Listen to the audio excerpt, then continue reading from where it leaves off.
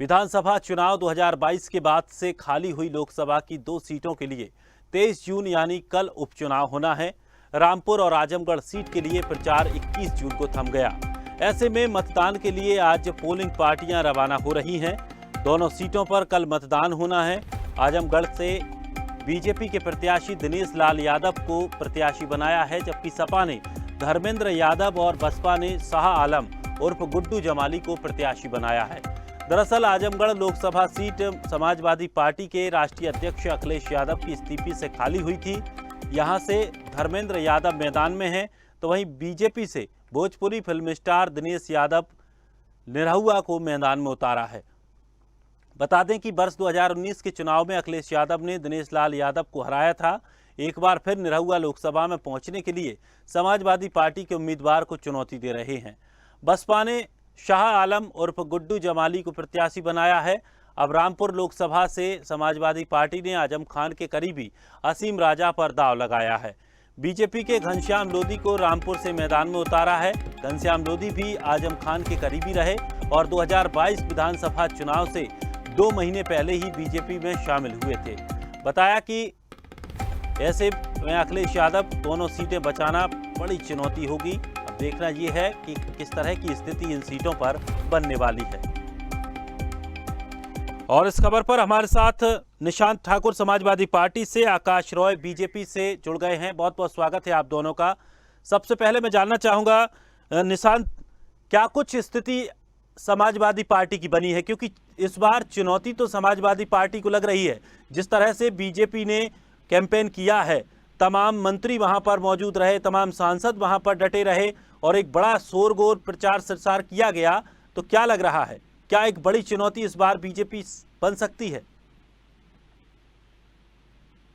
तो अगर आप सिर्फ समाजवादी पार्टी की बात करेंगे तो जिन उम्मीदों के साथ भारतीय जनता पार्टी 0.2 की सरकार आई थी, समाजवादी पार्टी की विचारधारा को 3 करोड़ वोट देकर के इन्होंने विपक्ष में रखा था जनता ने, तो उस जनादेश के आधार पर समाजवादी पार्टी ने काम किया। लेकिन समाजवादी पार्टी की जीत का विषय यह भी रहता है कि जिन उम्मीदों के तहत 2.0 सरकार योगी आदित्यनाथ जी की उत्तर प्रदेश में बनी थी, उनमें जैसे रोज ये 4 साल वाली नौकरी वाला उठा लीजिए, बेरोजगारी वाला उठा लीजिए, या फिर थानों में बेटियों के साथ हो रहे दुराचार का मामला उठा लीजिए।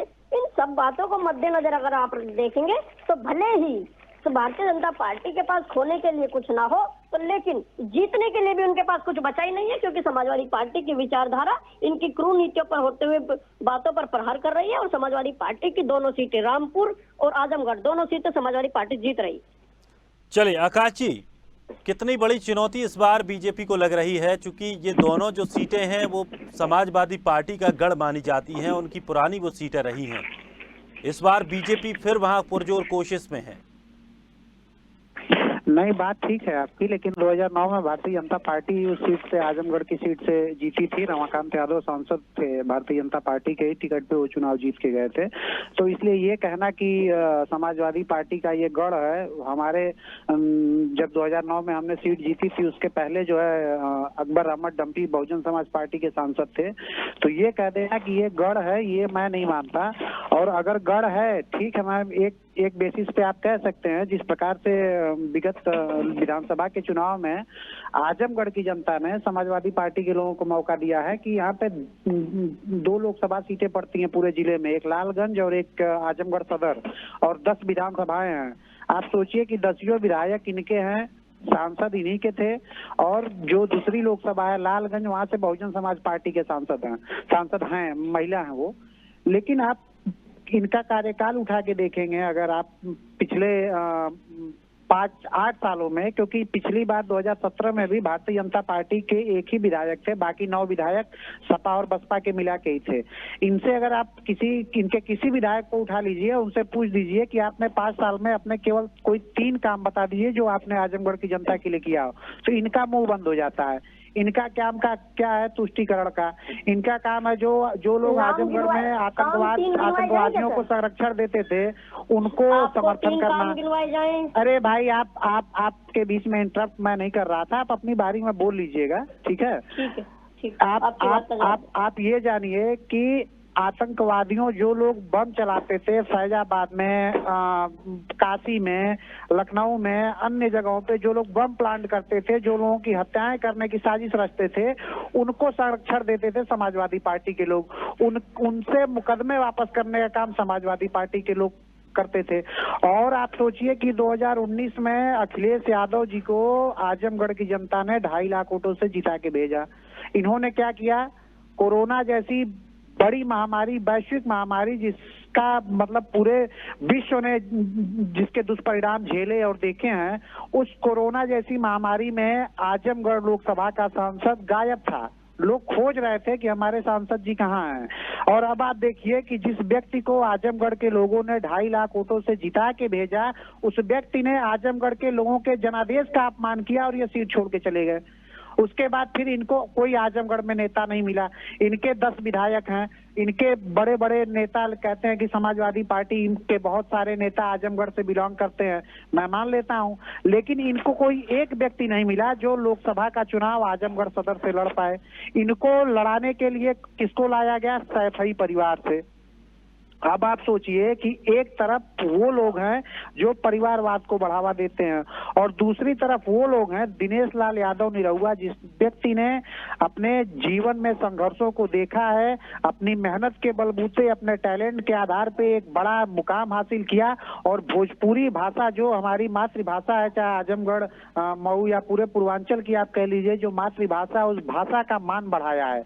तो कहीं ना कहीं आजमगढ़ के लोगों ने इस बार मूड बना लिया है कि भोजपुरी की माटी का लाल निरहुआ है। चलिए आकाश जी, अब 3 काम और सुन लीजिए। आप 3 काम की पूछ रहे थे, 3 काम भी सुन लीजिए। निशांत जी 3 काम गिना दीजिए।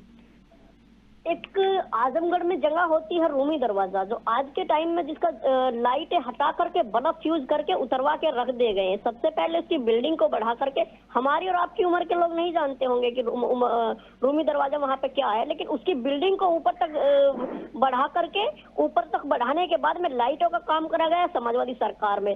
दूसरी चीज, वहां की बेटियों को प्रथम स्थान आने के बाद में, चाहे हिंदू की बेटी हो, चाहे मुस्लिम की बेटी हो, चाहे ईसाई की, समाजवादी विचारधारा या भारत की जनता भीमराव अम्बेडकर के रास्ते पे चले हुए बच्चों के साथ में जो लैपटॉप देकर के अखिलेश यादव ने उनका सम्मान बढ़ाया। तीसरा काम, वहां की पेंशन, गरीबों की पेंशन, विधवाओं की पेंशन, जो ये उत्तर प्रदेश के 3रे नंबर का जिला आजमगढ़ था, जिसमें तीनों काम प्रमुखता से जो अखिलेश यादव के ड्रीम प्रोजेक्ट के अंदर थे।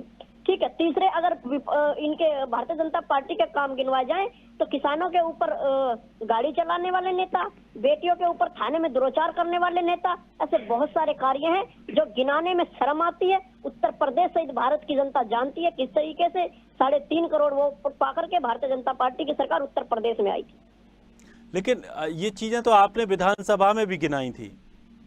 ये चीजें विधानसभा में गिनाई थी, मैंने एक तर्क के तौर पे, एक राजनीति के से हट के एक बात मैंने रखी थी कि भारतीय जनता पार्टी के पास खोने के लिए उपचुनाव में कुछ नहीं है और समाजवादी पार्टी की साख दांव पर लगी हुई है। अगर साख की आप बात करें तो समाजवादी विचारधारा दोनों ही जिलों में प्रथम स्थान रखती है। तो आप आने वाले समय में देखेगा दोनों ही सीटों पर समाजवादी पार्टी का परचम लहराएगा। जैसे ही अभी भारतीय जनता पार्टी के साथी ने बताया है कि ये जो अखिलेश यादव जी ने या फिर आजम खान साहब ने जो सीट छोड़कर उपचुनाव के लिए कराए, ये चुनावी मंत्रालय, चुनावी का ही एक प्रारूप होता है। अगर जनता से सहयोग लेकर के, जनता से राय लेकर के, ऐसे बहुत से नेता, चाहे सरकार के हो, चाहे विपक्ष के हो, या मुख्यमंत्री जैसे नेता रहे हो, वो उपचुनाव में अगर अपनी जनता से जानकर के सीट छोड़ना चाहते हैं तो इसमें स्वेच्छा चुनाव आयोग की तरफ से इसकी आज्ञा दी जाती है। इसमें मैं या भारतीय जनता पार्टी या मीडिया दखल कर ही नहीं सकते। हाँ, एक रास्ता है कि वर्तमान सरकार हो या सरकार अपने इसको विधानसभा या विधायक के विधानसभा में ला करके इस प्रारूप को बदलना चाहती है तो चुनाव आयोग के डिस्कस करके बदल सकती है। लेकिन फिलहाल में वर्तमान में ऐसा कोई प्रारूप है नहीं, तो चुनाव आयोग के अनुसार ही उपचुनाव किए जा रहे हैं। इसी के अनुसार ही अखिलेश यादव जी ने या फिर आजम खान साहब ने सीट छोड़ी थी। आप देखिए आने वाले समय में समाजवादी का परचम लहराएगा। आकाश जी, अगर रामपुर की बात करें तो जिस तरह से आजम खान का वहां पर वर्चस्व कायम है और ये माना जा रहा है कि आजम खान जब जेल से बाहर आए हैं तो लोग उनको अब ज़्यादा पसंद करने लगे हैं। क्या अब इसका थोड़ा बहुत बीजेपी को अंदेशा है कि रामपुर में जो स्थितियां हैं वो विपरीत जा सकती हैं? नहीं, देखिए, भारतीय जनता पार्टी के लिए कोई अंदेशा नहीं है, और विपरीत चीजें तो भारतीय जनता पार्टी के डीएनए में नहीं है। हम विपरीत सोचते ही नहीं है, पॉजिटिव लोग हैं, पॉजिटिव बातें करते हैं। हाँ, अभी निशांत जी ने एक बात अच्छी बोली कि आजमगढ़ में जामा मस्जिद पे लाइटें लगवा दिया, तो मैं तो खुलेआम कहता हूँ, और रूमी दरवाजा, ठीक है, रूमी दरवाजा, तो मैं तो खुलेआम कहता हूँ। मैं क्या, उत्तर प्रदेश की जनता भी समझती है कि रूमी दरवाजा की बात करनी हो, अटाला मस्जिद की बात करनी हो, ज्ञान वापी की बात करनी हो, बाबरी की बात करनी हो, वहाँ पे ये डेवलपमेंट के काम कराएंगे, वहाँ लाइटें लगवाएंगे, क्योंकि इनको तुष्टीकरण करना है। काम इन्होंने कुछ नहीं किया, तुष्टीकरण इनको करना है। और जब जहाँ पे भी हिंदुओं की भावनाओं को आहत करने की बात आती है, तो सबसे पहले समाजवादी पार्टी के नेता खड़े होते हैं। समाजवादी पार्टी के नेताओं के, इनके विधायकों के रैलियों में, जलसों में पाकिस्तान जिंदाबाद के नारे लगाए जाते हैं। ये कौन लोग हैं? कौन लोग? क्या नाम है कि अभी एक मामला आया है, जो ये अग्निवीरों वाले मामले में, इनका समाजवादी पार्टी का एक गोरखपुर का कोई नेता, अभी उस पर जांच चल रही है, जांच पूरी हो जाए तो मैं उस पर ज्यादा अच्छा बताऊंगा कि असलहे और अन्य चीजें जो माहौल खराब करने के लिए लाई गई थी, उसमें समाजवादी पार्टी का झंडा लगा हुआ था। तो समाजवादी पार्टी के पास इस विगत विधानसभा चुनाव के बाद कुछ बचा तो है नहीं। ये बेचारे हताश लोग हैं, निराश लोग हैं, चुनाव हार चुके हैं। अब ये आजम खान पे आ जाते हैं, तो आजम खान का इतिहास आप उठा के देखिए। वहाँ पे जो इन्होंने जौहर यूनिवर्सिटी में जिन जमीनों पे इन्होंने जबरदस्ती कब्जा किया या गलत तरीके से कब्जा किया है, वो जमीनें आप उठा के, अरे अब निशांत भाई सुन लीजिए। नहीं, आप सुनो, नहीं, ये तरीका ठीक नहीं है ना, आपके बीच में मैं नहीं बोलता, आपकी जब बारी आएगी आप सारी बात रखना। फायदे के लिए बोल रहा हूँ भैया, एक शब्द सुन लो बस। नहीं, ठीक है, एक शब्द सुन लो, एक शब्द ये सुन लो कि बस आजम खान वाले मामले पे जो आप टिप्पणी कर रहे हैं, बस इतना देख लेना कि न्यायालय ने क्या टिप्पणी करी है, उसके अनुसार आप पढ़ के बता देना प्लीज। मैं उसी पे आ रहा हूँ कि जितने भी मैंने कहा ना कि यूनिवर्सिटी की चार दीवारी के आसपास जितने भी लोगों ने आरोप लगाए या जिन लोगों की जमीनों पे कब्जा हुआ है, उसमें से कोई 5 नाम भी आप नहीं बता देंगे कि जो हिंदू लोग हों। वो सारे के सारे इन्हीं के कम्युनिटी के लोग हैं, क्योंकि इन्हीं के लोगों का गांव है, इन्हीं के लोगों ने ये जबरदस्ती कब्जा किया, और जो इन्होंने किताबें गायब की लाइब्रेरी से, वो भी इन्हीं के लोग थे। तो आप अपने ही लोगों पे अत्याचार कर रहे हैं, और जिन लोगों का नेता बनने के आप पूरे भारत में या पूरे उत्तर प्रदेश में ढिढोरा पीटते हैं कि हम अकलियत के सबसे बड़े नेता हैं, और आप उन्हीं लोगों का शोषण भी करते हैं। तो अब मुझे ये नहीं समझ में आता कि शोषण करने वाला और जो शोषित हो रहा है, वो दोनों एक साथ कैसे रह लेते हैं। कुछ परसेंटेज देखिए, मैं इसलिए कहता हूं कि जब याकूब मेनन को फांसी हुई, तो उसके अंतिम जो यात्रा होती है, उसमें कितनी बड़ी भीड़ जुटी थी, आप समझ सकते हैं। तो फिर वैसे ही कहीं चुनाव जीत लेना, हमारे यहाँ मऊ से मुख्तार अंसारी लगातार चुनाव जीत ले रहा है, 25 साल से चुनाव वो जीतता जा रहा है, लेकिन इसका मतलब ये नहीं है कि अगर उसको चुनाव जनता ने जिता के भेज दिया है, किसी समीकरण की वजह से वो चुनाव जीत जा रहा है, तो वो अपराधी नहीं है। अपराधी उसके कृत्यों की वजह से होता है। जनता किसी को चुन के भेज दे या जनता हरा दे, अगर चुनाव इस लोकतंत्र में, भारत के लोकतंत्र में पिछले 70 सालों का इतिहास उठा के देखेंगे तो लोहिया जी, दीनदयाल जी, अटल जी और इंदिरा जी जैसे बड़े बड़े नेता चुनाव हारे हैं। तो चुनाव में हार जीत पैमाना नहीं होता है। अगर आजम खान वो सीट जीत जाते हैं या जीतते रहे हैं, तो इसका मतलब ये नहीं है कि रामपुर के सारे लोगों के वो चहेते हैं। वहीं पे नवाब फैमिली भी है, आज भी है, और इनसे पहले के लोग हैं, उनका कितना एक दूसरे से किस प्रकार से राइवलरी चलती है, ये आप भी जानते हैं। इसलिए ये कहना कि आजम खान बहुत मजबूत पड़ेंगे और ये सब, आजम खान जैसे लोग जो महिलाओं पे किस प्रकार की बयानबाजी करते हैं, आप पिछले भारतीय जनता पार्टी की सत्ता आने से पहले जब कांग्रेस पार्टी की सत्ता होती थी, उस टाइम पे जयाप्रदा जी के किस प्रकार के पोस्टर लगवाए थे इसी आजम खान ने, और पिछले विधानसभा के चुनाव में, लोकसभा के चुनाव में कौन कौन सी भाषा और अंतर्वस्त्रों का कलर कौन बता रहा था।